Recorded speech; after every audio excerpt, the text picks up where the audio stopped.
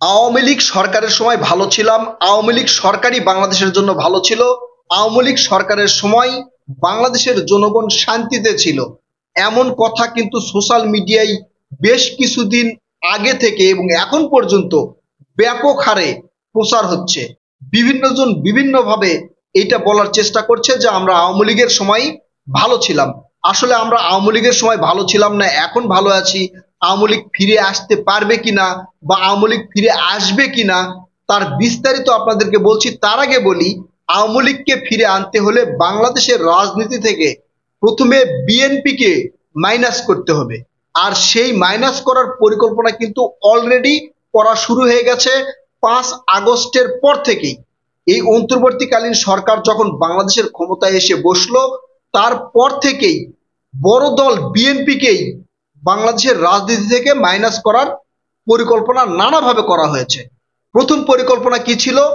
বিএনপিকে চাঁদাবাজ দল হিসাবে সারা বাংলাদেশের জনগণের কাছে উপস্থাপন করা।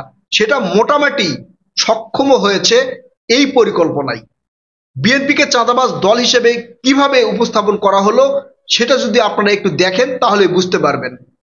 পত্রপত্রিকা খুললেই দেখবেন বিএনপির অমুক নেতা চাঁদাবাজি করেছে, বিএনপির অমুক নেতা সিএনজি স্ট্যান্ড দখল করেছে, বিএনপির অমুক নেতা বাস স্ট্যান্ড দখল করেছে, অমুক নেতা ভূমি দখল করেছে, অমুক নেতা বালু অবৈধভাবে বালু উত্তোলন করছে। এই ধরনের নানা নিউজ সোশ্যাল মিডিয়া ঢুকলেও পাবেন, গণমাধ্যম পত্র পত্রিকা থেকে শুরু করে মেইন স্ট্রিম মিডিয়াতেও ব্যাপক হারে কিন্তু প্রচার হয়েছে।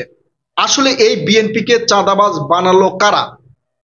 বিএনপি যদি চাঁদাবাজি করে, সেই চাঁদাবাজির রিপোর্ট হওয়ার সাথে সাথে তারেক রহমান তাকে দল থেকে বহিষ্কার করেছে। কিন্তু সেই চাঁদাবাজকে প্রশাসন কেন গ্রেপ্তার করেনি? প্রশাসন গ্রেপ্তার না করার একটাই কারণ হচ্ছে যাতে এক নেতাকে দেখে আরো 10 নেতারা চাঁদাবাজি করে এবং এই চাঁদাবাজি এমনভাবে ছড়িয়ে যাতে পড়ে সারা বাংলাদেশের জনগণ যাতে বুঝতে পারে যে বিএনপি একটা চাঁদাবাজ দল। এই পরিকল্পনায় মোটামুটি কিন্তু সক্ষম হয়েছে এই পরিকল্পনাকারীরা। বিএনপিকে বাংলাদেশের জনগণের কাছে চাঁদাবাজ দল হিসেবে কিন্তু উপস্থাপন করতে পেরেছে। তারপরে যখন এইটা একটু কমের দিকে আসলো, চাঁদাবাজির এই ট্র্যাকটা দেওয়া যখন কমের দিকে আসলো, তখন বিএনপিকে নতুন একটা ট্র্যাক দেওয়া হলো। নতুন ট্র্যাকটা কি? বিএনপি সংস্কার চায় না, আওয়ামী লীগকে ফিরে আনতে চায়। বিএনপি 17 বছর ধরে আওয়ামী লীগ দ্বারা নির্যাতিত হয়েছে, সেই বিএনপি আওয়ামী লীগকে ফিরে আনবে, এই কথাটা কতটা হাস্যকর সেটা বিস্তারিত আপনারা বুঝতে পারবেন এই ভিডিওটা যদি দেখেন। এখন আওয়ামী লীগকে ফিরে আনতে হলে বিএনপিকে মাইনাস করতে হবে। আবার বলছে বিএনপি সংস্কার চায় না। কিছুদিন আগে দেখবেন বিভিন্ন পত্র পত্রিকা সোশ্যাল মিডিয়া বা মেইন স্ট্রিম মিডিয়াতে দেখবেন যে বিএনপির নেতারা নির্বাচনের কথা বললেই সেখানে নিচে গিয়ে বলা হয় বিএনপি নির্বাচন ছাড়া কিচ্ছু বোঝে না, বিএনপি নির্বাচন করতে করতে পাগল হয়ে গেছে। নানা ধরনের কমেন্ট কিন্তু আপনারা দেখেছেন। আপনারা ভালো করে দেখবেন, ইনভেস্টিগেশন করে দেখবেন বিএনপি কোন সংস্কারটা চায়নি বা বিএনপির কারণে কোন সংস্কারটা করা সম্ভব হয়নি। সব ক্ষেত্রেই সর্বশেষ এই জুলাই সনদে কিন্তু বিএনপি স্বাক্ষর করেছে। সেখানে কয়েকটা বিষয় নিয়ে বিএনপি নোট অফ ডিসেন্ট দিয়েছিল যে এই বিষয়ের ক্ষেত্রে আমরা একমত হতে পারি নাই। পরবর্তীতে এই জুলাই সনদ বাস্তবায়ন করার জন্য যেই একটা প্রজ্ঞাপন জারি হবে বা কিভাবে বাস্তবায়ন করা হবে, এই জন্য এই ঐকমত্য কমিশন একটা রোড ম্যাপের জন্য ডক্টর মোহাম্মদ ইউনূসের কাছে অর্থাৎ অন্তর্বর্তীকালীন সরকারের প্রধানের কাছে এইটা পাঠিয়েছে, সুপারিশ পাঠিয়েছে। সেখানে বিএনপি যেগুলো জায়গায় নোট অফ ডিসেন্ট দিয়েছিল সেই জায়গা কিন্তু তুলে দিয়েছে। তাহলে বিএনপি সংস্কার চাচ্ছে না কোথায়? বিএনপি তো সব ক্ষেত্রে সংস্কার চাচ্ছে। বিএনপি চাচ্ছে সংস্কার প্রক্রিয়াও চলবে, একই সাথে নির্বাচনও কিভাবে হবে সেই রোডম্যাপ ঘোষণা করতে হবে। যখন এই ক্ষেত্রেও পারলো না, বিএনপিকে এই সংস্কার না করার ট্র্যাক যেটা দেওয়ার চেষ্টা করলো এটাও যখন পারলো না, তখন বিভিন্ন পত্র পত্রিকায় বা মিডিয়াতে দেখবেন যে মিডিয়া খুললেই আওয়ামী লীগের লোকজন বিএনপিতে যোগ দিচ্ছে বা বিএনপি আওয়ামী লীগকে আশ্রয় দিচ্ছে, অমুক আওয়ামী লীগের নেতাকে বিএনপির এই যুব দলের নেতা বানিয়েছে অথবা ছাত্র দলের নেতা বানিয়েছে বা কৃষক দলের নেতা বানিয়েছে। এই ধরনের নানা নিউজ আপনারা দেখবেন। অর্থাৎ বিএনপিকে নতুন একটা ট্র্যাক দেওয়ার চেষ্টা করা হলো কি, যে বিএনপি আওয়ামী লীগকে ফিরে আনার চেষ্টা করছে। এরপরে যখন সেটাও তারা পারলো না, সর্বশেষ নির্বাচন যখন সামনে আসলো, তখন চিন্তা করলো যে কিভাবে বিএনপিকে ক্ষমতায় আসতে দেওয়া যাবে না, সেই পরিকল্পনা কি করা যায়। এর মধ্যে বিএনপি যে জায়গায় আপত্তি জানিয়েছিল যে যেই জোট করবে যে সকল দলেরা, সেই জোটবদ্ধ শরিক দল প্রধান দলের প্রতীক নিয়ে নির্বাচন করবে, এটা বিএনপি বলেছিল। কিন্তু কি করা হলো, যে যে সকল শরিক দল থাকবে সেই সকল রাজনৈতিক দল নিজ নিজ প্রতীকে কি করতে হবে, নির্বাচন করতে হবে। এখন চিন্তা করেন, ধরেন এক এলাকায় বিএনপির সব পুরোটাই বিএনপির লোকজন, সেখানে বিএনপির ধানের শীষ প্রতীক চিনে, সেই জায়গায় একটা শরিক দলের নেতাকে যদি দেওয়া হয়, তাহলে শরিক দলের নেতার একটা প্রতীক হতে পারে ধরেন সিংহ। এই সিংহ কয়জনে চিনে, বা ওই লোককে কয়জনে চিনে? অর্থাৎ বিএনপির যে ভোটারেরা যে ভোট দিবে বিএনপিকে বা ধানের শীষে, সেই জায়গায় ধানের শীষের প্রতীকে তারা ভোট দিতে পারবে না, একটা বিভ্রান্তিকর পরিস্থিতি সৃষ্টি হবে, এবং বিএনপি সেখানে বা বিএনপির পক্ষে যে শরিক দলের নেতা থাকবে সেই ভোট কম পাবে, এবং অন্য যারা তার বিরোধী দাঁড়াবে তারা সেখানে ভোট বেশি পাবে। এই পরিকল্পনা করে করা হলো কি, বিএনপির যতই আপত্তি থাক, এখানে নিজ দলের প্রতীক নিয়ে নির্বাচন করতে হবে। অর্থাৎ বিএনপি যাতে কোনোভাবেই ক্ষমতায় আসতে না পারে, সেই পরিকল্পনার মহাপরিকল্পনার অংশ হচ্ছে এই নিজ দলের প্রতীক নিয়ে নির্বাচন করা। এরপরে সর্বশেষ এগুলো দিয়েও যখন হচ্ছে না, বা বিএনপি সেখানে যখন রাজি হয়েছে, তখন বিএনপির মনোনয়ন প্রত্যাশী যারা ছিল তারা এখন তো ওই যে 16-17 বছর ধরে যারা নির্যাতন হয়েছে, তারা তো চাইবেই যে আমার দল আমাদেরকে একটু সাপোর্ট করুক, আমরা আসলে সেখানে নেতৃত্ব স্থানে গিয়ে যেন নেতৃত্ব দিতে পারি, সেটা সবাই চাইবে। বিএনপির একটা আসনে 2-4-10 জন মনোনয়ন প্রার্থী থাকতে পারে। এটা এই 16-17 বছরের যে গ্যাপ, এই গ্যাপের কারণে এটা হয়েছে।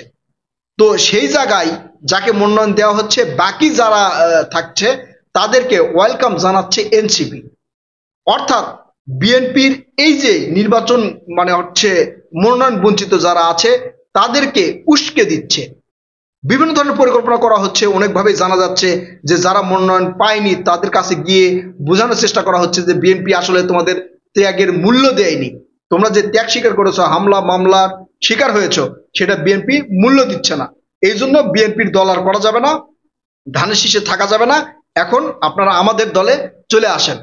আবার গোপন কিছু ষড়যন্ত্র আছে, তাদেরকে আরো উস্কে দেওয়া হচ্ছে যে আপনারা গাড়ি ভাঙচুর করেন, ওই রাস্তাঘাট অবরোধ করেন, যাতে এখানে প্রার্থী যে আছে তার মনোনয়ন বাতিল করা হয়, এই উস্কানিও দেওয়া হচ্ছে।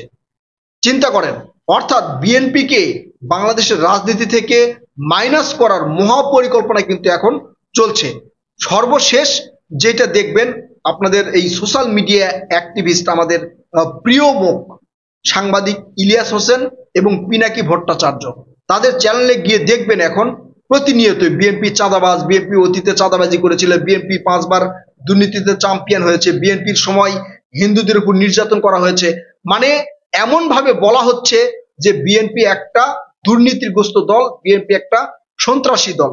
অর্থাৎ সোশ্যাল অ্যাক্টিভিস্ট যারা রয়েছে, অনলাইন অ্যাক্টিভিস্ট যারা রয়েছে, তাদেরকে বিএনপির পিছনে লেলিয়ে দেওয়া হয়েছে যে বিএনপিকে কিভাবে সোশ্যাল মিডিয়া থেকে শুরু করে বিভিন্ন জায়গায় হেনস্থার শিকার করা যায়, সেটা আপনারা ভালো করে দেখবেন। এখন সোশ্যাল মিডিয়ায় বিএনপির বিরুদ্ধে ছড়ানো হচ্ছে নানা ধরনের অপবাদ, মিথ্যা অপবাদ ছড়ানো হচ্ছে, 2-4টা সত্যের সাথে সেখানে 8-10টা মিথ্যা বলে জুড়িয়ে দেওয়া হচ্ছে, যাতে মানুষ এটা বিশ্বাস করে। একদিকে রাজনৈতিক দল অন্তর্বর্তীকালীন সরকার বিএনপিকে মানকাসিপায় ফেলাইছে, অন্যদিকে সোশ্যাল অ্যাক্টিভিস্ট থেকে শুরু করে যারা রয়েছে, একটু যাদের ফ্যান ফলোয়ার বেশি আছে, সাবস্ক্রাইবার বেশি আছে, তাদেরকে লেলিয়ে দেওয়া হচ্ছে যে জনগণকে বোঝানো হোক বিএনপি একটা সন্ত্রাসী দল, চাঁদাবাজি দল, বিএনপি যদি ক্ষমতায় আসে তাহলে আওয়ামী লীগ ফিরে আসবে। আসলে আওয়ামী লীগকে ফিরিয়ে নিয়ে আসার জন্যই এই যে বিএনপিকে মাইনাস করার একটা মহাপরিকল্পনা কিন্তু অলরেডি দেখা যাচ্ছে। কারণ যেই দল 16-17 বছর ধরে আওয়ামী লীগের নির্যাতনের শিকার হয়েছে, হামলা মামলার শিকার হয়েছে, বিএনপির বিরুদ্ধে মোটামুটি 90 লক্ষের উপরে মামলা দেওয়া হয়েছে, এই দল কি কখনো চাইবে যে আওয়ামী লীগ ফিরে আসুক?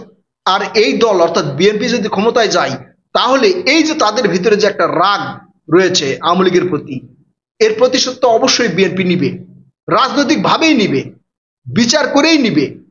আওয়ামী লীগকে কখনোই আসতে দিবে না। তাই বিএনপিকে মাইনাস করে আওয়ামী লীগকে বাংলাদেশে নিয়ে আসার পরিকল্পনা চলছে বলে অনেকেই মনে করছেন।